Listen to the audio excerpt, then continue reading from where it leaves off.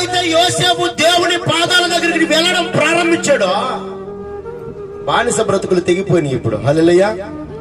ఏమైపోయిందయ్యా అంటే, యోసేపుకు దేవుడు తోడైనందువలన యోసేపు వర్ధిల్లుతున్నాడు. ఆ వర్ధిల్లే అనుభవాన్ని ఫరో చూశాడంట.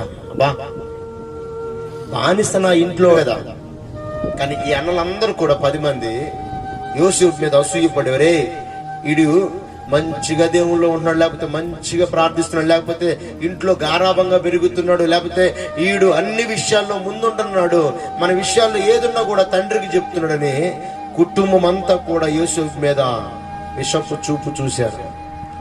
విషపు చూపు చూసి యోసేపును చంపాలని ప్రయత్నం చేసినప్పుడు, ప్రయత్నం చేసి ఆయన గుడ్డలన్నీ చింపేసి ఒక గుంట తీసి ఆ గుంటలో పండుకారంట, పూర్తి చేద్దామని.